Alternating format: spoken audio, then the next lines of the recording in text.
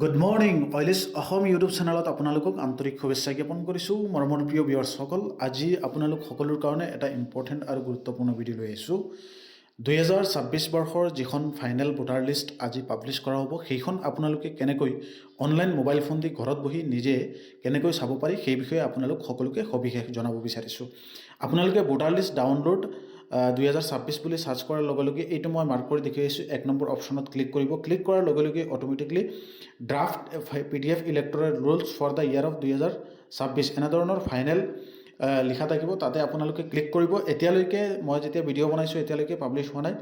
তাতে চাওক এনেধৰণৰ পেজটো অ'পেন হ'ব। তাতে ড্ৰাফটৰ জেগাত ফাইনেল লিখা থাকিব আৰু আপোনালোকৰ ডিষ্ট্ৰিক্টখন লিখিব। ডিষ্ট্ৰিক্টখন লিখাৰ পিছত তাৰপিছত আপোনালোকে LACখন লিখিব। LAC লিখি আপোনালোকে অসমীয়া চিলেক্ট কৰি আৰু আপোনালোকৰ যিটো PS নম্বৰ আছে PS নম্বৰ দি সাৰ্চ কৰি আপোনালোকে নিজে 2026 বৰ্ষৰ ফাইনেল যিটো ভোটাৰ লিষ্ট আছে সেইখন আপোনালোকে অনলাইন নিজে ঘৰত বহি চাব পাৰিব যে 2026 চনৰ ভোটাৰ লিষ্টখনত আপোনালোকৰ নাম আছেনে নাই।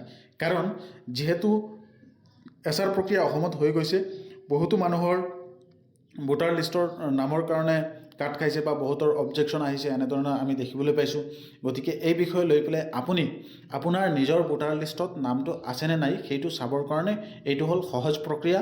আপোনালোকে কোনো অফিচত যাব নালাগে, কোনো দোকানতো যাব নালাগে, নিজে মোবাইল ফোন দি কৰিব পাৰিব। সেইকাৰণে এই ভিডিঅ'টো আপোনালোক সকলোকে বনাইছোঁ। তাৰপিছত আপোনালোকক ক'ব বিচাৰিছোঁ যিটো পাৰ্ট নম্বৰ আছে সেই পাৰ্ট নম্বৰটো আপোনালোকে উলিয়াবৰ কাৰণে NBSP পৰ্টেলত গৈ পেলাই আপোনালোকে সাৰ্চ কৰি পাৰ্ট নম্বৰটো উলিয়াই ল'ব। কাৰণ বহুতৰে পাৰ্ট নম্বৰ এতিয়া চেঞ্জ হৈছে। যদি পাৰ্ট নম্বৰটো কেনেকৈ উলিয়ায় সেইটোৰ কাৰণে ভিডিঅ' বিচাৰে তেতিয়াহ'লে ভিডিঅ'ৰ তলত কমেণ্ট কৰিব।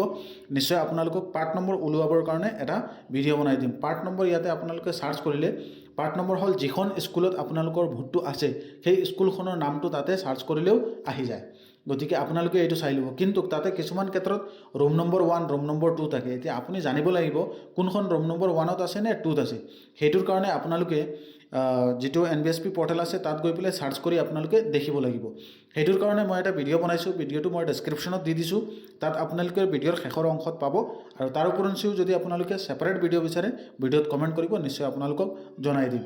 এই ভিডিঅ'টো যদি ভাল লাগে যিমান পাৰে সকলোকে শ্বেয়াৰ কৰি দিবা যাতে 2026 চনৰ ফাইনেল ভোটাৰ লিষ্টখনত যাৰ যাৰ নাম আহে সেইবিলাক নামবিলাক মানুহে চাব পাৰে ঘৰত বহি পেলাই। ধন্যবাদ। Thank you. জয় আই অসম।